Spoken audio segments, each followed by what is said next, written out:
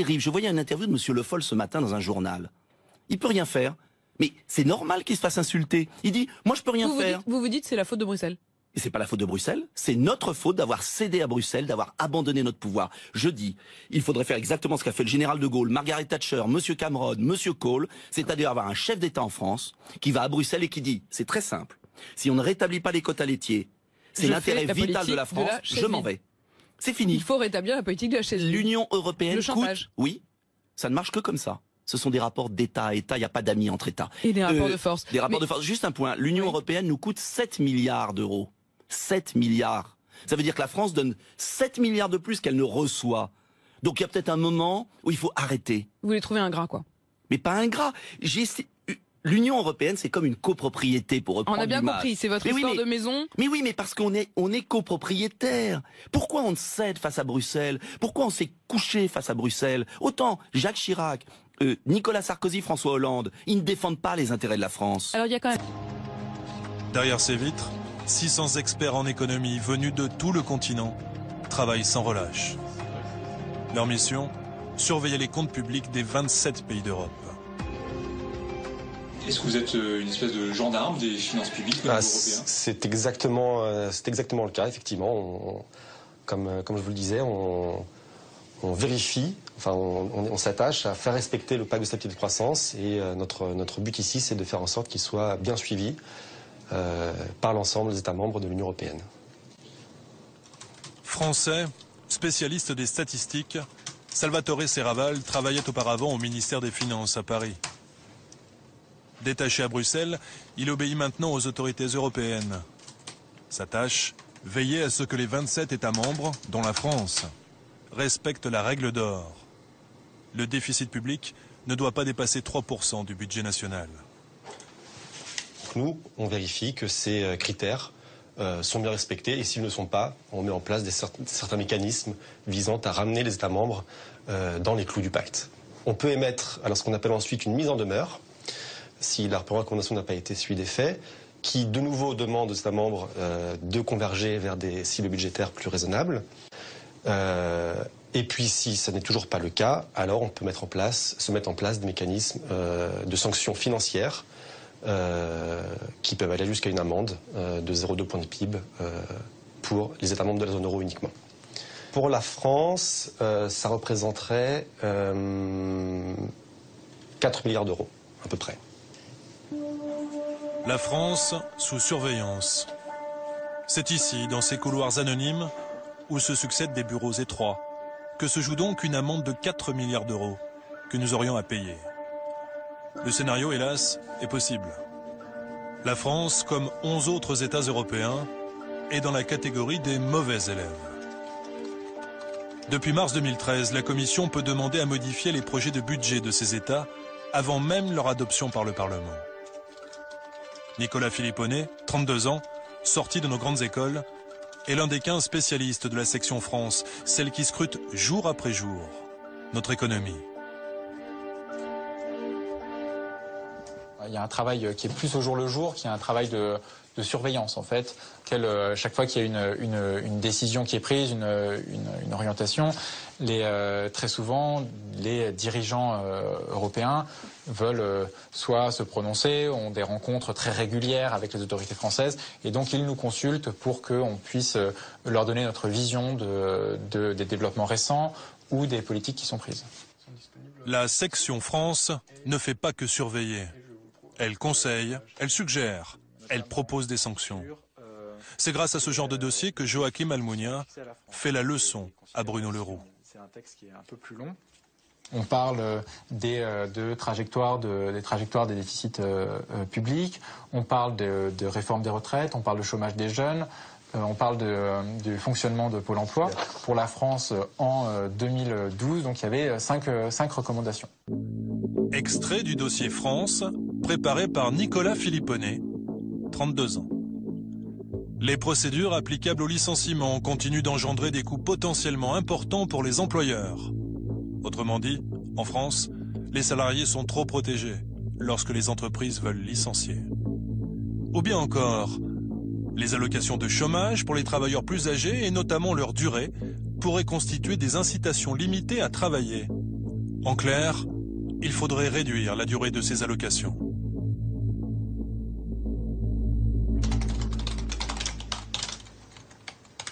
Ce qu'on peut espérer, c'est qu'effectivement, nos recommandations, le bilan approfondi qu'on a publié, ont contribué à la prise de conscience par les autorités françaises que de ce point de vue-là, il y avait un problème et qu'il fallait prendre des mesures.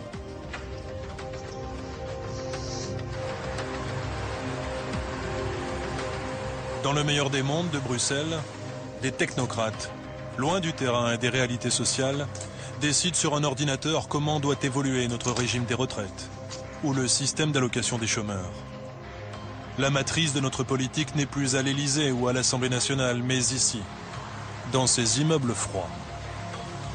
Les choses se passent, c'est que les responsables politiques, j'en ai fréquenté un certain nombre, ils agissent dans le cadre précontrait qui est celui qui leur a été fixé, notamment par les traités européens.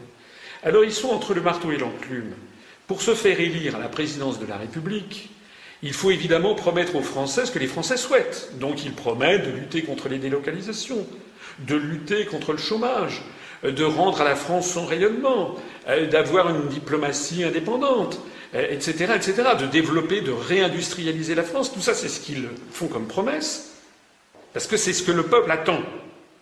Sauf que, comme ils n'avouent pas ce qui se passe, c'est-à-dire qu'en réalité, la désindustrialisation, les délocalisations, la montée continuelle du chômage, l'alignement total sur les États-Unis d'Amérique, le fait que nous sommes entraînés vers des conflits avec le monde arabo-musulman, avec la Russie, tout ceci découle des traités européens et de notre assujettissement à l'Union européenne et à l'euro.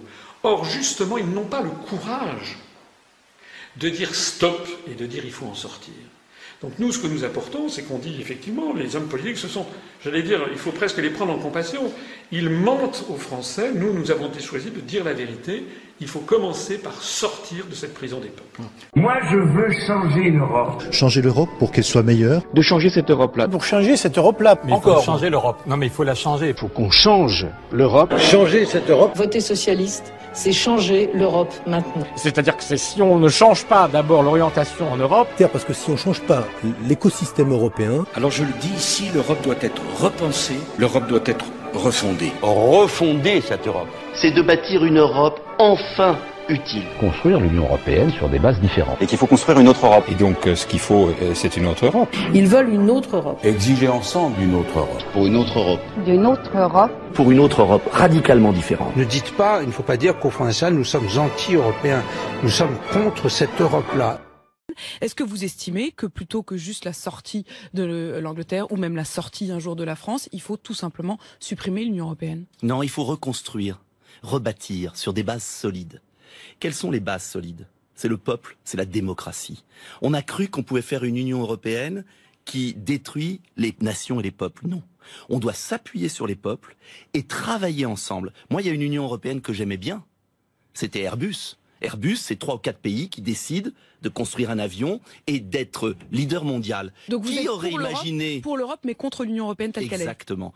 Je pense que l'Union européenne a trahi l'Europe parce qu'elle a cassé les démocraties. Je crois qu'on ne construira l'Europe que sur des coopérations à la carte, à peu de pays. Je vais vous donner un exemple. Oui. La lutte contre le cancer, c'est un fléau. Toutes les familles d'Europe sont touchées.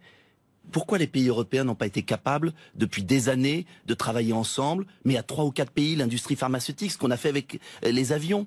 Pourquoi on n'est pas capable d'utiliser l'Europe? Projets concrets. Je veux qu'on laisse les pays vivre. Chaque pays doit contrôler ses frontières, doit voter ses lois, doit contrôler son budget. En revanche, une fois qu'on est bien chez soi, on doit travailler avec l'autre. Et je pense que le drame de cette récente Union européenne, parce que c'est assez récent, cette fusion... À l'échelle de l'histoire, oui. Oui, cette fusion qui trop embrasse mal étreint. Je veux qu'on reconstruise l'Europe. Donc c'est pas plus ou moins d'Europe, je dirais que c'est plutôt un peu moins d'Europe, un peu moins de fusion, respecter les peuples, et puis travailler ensemble sur de beaux projets. Et là, vous verrez que les peuples aimeront l'Europe. Il y a 2 points. Je me suis rendu compte que tout le monde en France propose une autre Europe. Le Front National propose une Europe des nations, une Europe des patries. L'UMP, aux dernières nouvelles, a fait sa campagne en disant pour une Europe qui marche. Le Parti socialiste faisait campagne pour une Europe sociale. ELV pour une Europe écologique. Le Front de gauche et l'extrême gauche pour une Europe des travailleurs. Donc chacun a son projet. Alors déjà, la première chose assez pittoresque, c'est qu'ils ne sont même pas d'accord entre Français sur l'Europe qu'ils veulent. Déjà entre Français, on ne sait même pas l'Europe qu'on veut entre Français. Et ils prétendent par ailleurs que l'ensemble des pays d'Europe vont être d'accord avec leur projet. Plus exactement, d'ailleurs, ils ne le prétendent pas. C'est là où il y a une vraie manipulation de l'opinion publique, c'est qu'au moment des élections européennes, par exemple, vous avez des gens qui proposent des listes en disant, ben voilà, une Europe des patries, une Europe ceci, une Europe cela, une Europe écologique, une Europe sociale. Mais il n'y a aucune liste qui dit aux Français, si on veut changer d'Europe, il faut changer les traités. Or, les traités se changent à l'unanimité. Un État peut faire échouer une modification. Donc, quand on propose une Europe sociale, ou une Europe écolo, ou une Europe ceci, ou une Europe des travailleurs, c'est pas aux Français qu'il faut aller le dire. Il faut d'abord que les partis politiques aillent voir les 27 autres États et peuples, et proposent donc le même projet avec les 27 autres États et peuples en disant, voilà, nous avons 27 partis frères dans les 27 autres, pas 22, hein, pas 24, 27, plus la France, puisque ça doit être à l'unanimité. Il faut donc que tous les autres États, dans tous les autres États, il y ait un parti qui propose exactement la même chose. Moi, j'ai besoin d'une monnaie européenne pour la raison suivante. Vous venez de dire vous-même, il faut en finir avec la mise en concurrence des travailleurs, la mise en concurrence déloyale. C'est bien ça que vous dites. Eh bien, c'est exactement la raison pour laquelle j'ai besoin d'une monnaie européenne. Pourquoi ? Parce que je veux un SMIC européen. Pour avoir une Europe version Mélenchon, c'est comme les bandits manchots. Vous savez, dans les casinos, quand vous avez le jackpot, vous tirez. Pour avoir le jackpot, il faut que vous ayez, mettons, je sais pas, je crois qu'il y a 4 fenêtres, hein, ou 5 fenêtres. Il faut que vous ayez les 4 fenêtres ou les 5 fenêtres d'un coup qui tombent sur jackpot. Et là, vous savez que ça n'arrive presque jamais. Mais là, c'est pas 4 ou 5 fenêtres, là, c'est 28 fenêtres. Il faut que quand vous faites le bandit manchot, vous ayez les 28 fenêtres qui donnent Europe Mélenchon. Si la probabilité pour chaque truc qui tourne est de 15% d'arriver, ce qui est très très élevé, eh bien faites un calcul statistique, c'est ce que j'ai fait, j'ai présenté ça dans l'école des étudiants de Polytechnique qui n'ont rien trouvé à redire, parce que le raisonnement mathématique est le bon, ça fait 0,15 à la puissance 28, ce qui fait 0,000000000 une probabilité tellement infinitésimale que la probabilité, qu'elle puisse arriver, c'est 1 seconde tous les 37 trillions d'années, tous les 37 milliards d'années. Autrement dit, jamais. Alors on touche ici du doigt quelque chose qui est vraiment absolument décisif. C'est que la probabilité de changer l'Europe est nulle. Et donc l'idée que l'on puisse changer d'Europe est une idée qui est a priori de bon sens, sympathique, mais quand vous regardez la réalité de la dynamique, quand vous comprenez que si l'Europe est comme elle est, c'est parce qu'elle est le fruit, la résultante de négociations terrifiantes, où on a allé au clash 50 000 fois, et donc ce sont des compromis sur lesquels plus personne ne veut revenir. Plus personne ne veut revenir. Hein. L'idée de faire par exemple une Europe qui protégerait les services publics à la française, il y a une majorité de Français qui sont d'accord, mais jamais vous n'aurez l'accord des Luxembourgeois, jamais vous n'aurez l'accord des Britanniques ou des Néerlandais, jamais, jamais. Donc, ce qui est fait maintenant, vous ne pouvez plus revenir en arrière. Voilà, c'est la raison, et ce calcul statistique, je crois, est parlant. Effectivement, vous ne pouvez pas avoir d'autre Europe. On a appris il y a le 26 septembre, M. Moscovici est arrivé comme un bambin à la Commission européenne. Il a été reçu par le commissaire européen, M. Olli Rehn. On doit envoyer notre copie budgétaire à Bruxelles. Oui, tout à fait. En fait, vous savez, il s'agit d'une nouvelle procédure de surveillance. Dans quelques jours, en effet, Paris va envoyer à Bruxelles sa copie budgétaire pour avis. Et ensuite, eh bien, les experts européens vont examiner la trajectoire, les grands équilibres de ce budget. Est-ce que la réduction dite historique des dépenses est au rendez-vous? Et puis, ils donneront soit un feu vert, soit un feu clignotant. Alors bien sûr, Bruxelles ne peut pas déchirer notre copie, mais peut tout de même nous demander de la revoir. La France a présenté sa copie budgétaire pour essayer d'obtenir, et le journal Le Figaro a titré « La France obtient un bon point ». Enfin, c'est quand même dingue. C'est quand même dingue. Désormais, c'est un Gus, monsieur Olli Rehn, qui est finlandais de nationalité, qui a été formé dans le Minnesota à Saint-Paul, puis ensuite qui a été diplômé de l'université de Berkeley en Californie. Ce monsieur n'a été élu par absolument personne, ni en Finlande et a fortiori en France. Et c'est ce monsieur qui vient nous dire si notre budget lui convient. Bon. Alors, en vertu de ça, vous avez, c'est pas seulement la France, vous voyez bien ce qui se passe en Italie, en Grèce, en Espagne, au Portugal, les injonctions de tailler dans les dépenses sociales, de revenir sur les acquis sociaux, de brader les services publics, etc. Donc il est absolument impossible en France de prétendre d'avoir un programme politique sur le thème « je vais faire baisser le chômage, je vais relancer l'industrie, etc. » sans sortir de l'Union européenne. Sinon, excusez-moi, mais c'est se moquer du monde. Nous n'avons plus aucune manette. Donc toutes les manettes sont les grandes manettes stratégiques, j'entends. Donc on a encore des petites manettes, par exemple, on va pouvoir éventuellement abolir une niche fiscale, n'est-ce pas, sur, l'investissement dans les monuments historiques. Mais ça, ce sont des choses. C'est des choses de second ordre, ce sont des choses petites. On va pouvoir modifier éventuellement le niveau du SMIC. Mais les grandes données stratégiques en matière économique, c'est-à-dire la fixation des taux d'intérêt, la politique de relance, la politique de dépenses publiques, la politique d'équilibre ou de déficit budgétaire, etc., tout ceci est entièrement maintenant volé aux Français comme aux autres peuples et donné à une oligarchie qui est irresponsable politiquement. La conclusion, c'est que l'Europe est irréformable, elle ne peut être que comme elle est. Et il y a donc deux conclusions. Soit on y est, et donc on accepte la suite des événements, en ayant compris que maintenant tout nous échappe, soit on se redresse et on dit non, c'est pas possible, et on en sort.